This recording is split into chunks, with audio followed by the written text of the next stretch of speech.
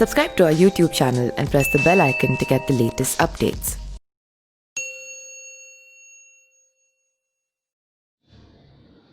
राजस्थान कांग्रेस के सियासी ड्रामे का पटाक्षेप जो है आखिरकार एक महीने बाद हो गया है। दिल मिले ना मिले मुख्यमंत्री अशोक गहलोत और पूर्व उप मुख्यमंत्री सचिन पायलट को गले मिलाने की पथकथा लिखी जा चुकी है। सचिन पायलट जिस दिन दिल्ली गए थे उस दिन उसके साथ 25 विधायक थे। 12 जुलाई को सचिन पायलट ने अशोक गहलोत की सरकार को अल्पमत में होने का ऐलान कर दिया और सरकार गिराने के संकेत दे दिए। पायलट में गुस्से में थे और अशोक गहलोत को सबक सिखाना चाहते थे, लिहाजा बीजेपी से भी हाथ मिला लिए। यहाँ कहा जाने लगा कि सचिन पायलट अशोक गहलोत की सरकार गिराएंगे और बीजेपी के साथ मिलकर मुख्यमंत्री बनेंगे।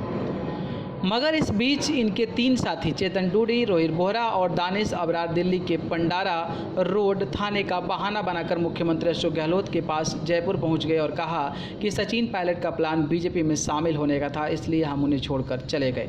कांग्रेस और बीजेपी की तरफ से सूत्रों के अनुसार यह खबर चला दी गई कि सचिन पायलट अमित शाह और जेपी नड्डा से मिलकर बीजेपी में शामिल होंगे। सचिन पायलट ने बिना वक्त गंवाए इस खबर का खंडन किया और कहा कि मैं कांग्रेस छोड़कर नहीं जा रहा हूँ। दरअसल सचिन पायलट गुस्से में बीजेपी के नज़दीक तो चले गए थे, मगर वह कांग्रेस छोड़कर कभी नहीं गए थे।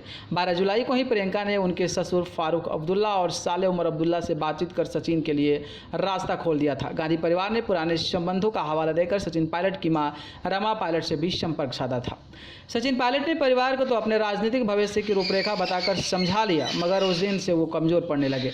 इस बीच मुख्यमंत्री अशोक गहलोत ने अपनी किलेबंदी तेज कर दी और दूसरी तरफ कांग्रेस की तरफ से बातचीत का सिलसिला भी तेज हो गया। युवा नेता दीपेंद्र हुड्डा ने राहुल गांधी से संपर्क कर सचिन पायलट को मनाने का जिम्मा सचिन पायलट ने अपने पुराने मित्र कांग्रेस नेता भंवर जितेंद्र सिंह से भी पायलट को समझाने के लिए संपर्क किया गया। यही बात चल रही थी कि अशोक गहलोत ने तेजाबी हमला कर बातचीत को डिरेल कर दिया। तब सचिन पायलट को लगा कि कांग्रेस हमारे साथ कोई खेल खेल रही है, एक तरफ बातचीत की जा रही है और दूसरी तरफ हमारे ऊपर प्रहार किया जा रहा है।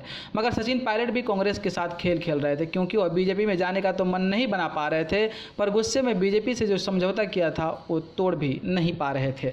इस बीच कांग्रेस नेता कपिल सिब्बल का ट्वीट आया कि अस्पताल में सब घोड़े जो हैं निकल जाएंगे तब जागेगी कांग्रेस क्या। इसके बाद कहा जा रहा था कि प्रियंका गांधी ने कपिल सिब्बल से कहा कि आप ही संपर्क कीजिए। सचिन पायलट ने उसके बाद कांग्रेस नेताओं से संपर्क करना छोड़ दिया। गांधी परिवार ने अब कार्तिक चिदंबरम को इस मामले में शामिल किया, क्योंकि कार्तिक चिदंबरम सचिन पायलट के मित्र हैं और राजनीति में आने से पहले उनके साथ मिलकर एक मेडिकल कंपनी भी खोली थी।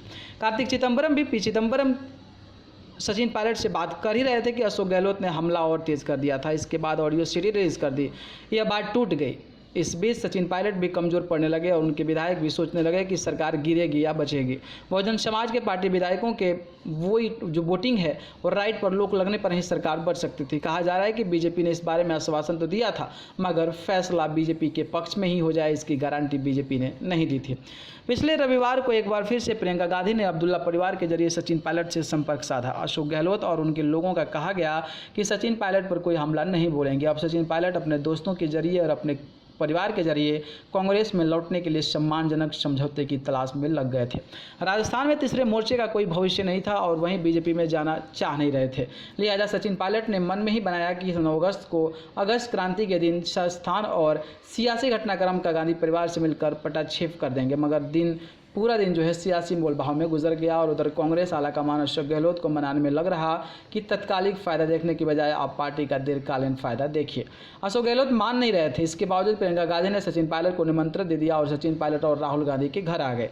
इस बीच पायलट ने अपने गए विधायकों को समझाया कि अगर सरकार गिरा नहीं पा रहे हैं तो बेवजह झगड़ा करने का कोई मतलब नहीं है, हम आपके लिए सम्मानजनक जगह की बात कांग्रेस आलाकमान से करेंगे। कहा जा रहा है कि दोनों ने एक दूसरे से गिले शिकवे किए। प्रियंका गांधी ने कहा कि पार्टी ने इतना कुछ दिया और इस पार्टी को आप छोड़ने के बारे में कैसे सोच सकते हैं। तो सचिन पायलट ने भी कहा, जब उप मुख्यमंत्री बनाकर आपने भेजा था तो कहा था कि साथ में सरकार चलानी है, मगर वहाँ मेरी हैसियत एक विधायक से भी गई गुजरी है। बचपन से लेकर अब तक बातें जहाँ पर हुई कोई दौर भावनात्मक संबंधों के भी सामने आए।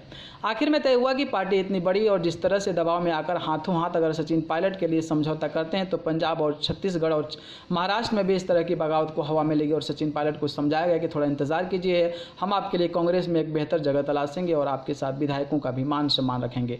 इस कड़ी में तय हुआ कि पायलट के साथ आए विधायकों से प्रियंका गांधी मिलेंगी, ताकि उन्हें ऐसा न लगे कि युवा खाली हाथ दिल्ली से लौट रहे हैं। मगर यह आसान नहीं है, क्योंकि गहलोत गुट के विधायक कहने लगे कि सचिन पायलट से कोई वादा नहीं किया गया है वह तो मजबूरी में कांग्रेस में आए हैं। अशोक गहलोत और सचिन पायलट के हाथ क्या लगेगा यह तो पता नहीं, पर फिलहाल कांग्रेस की झोली भर गई है।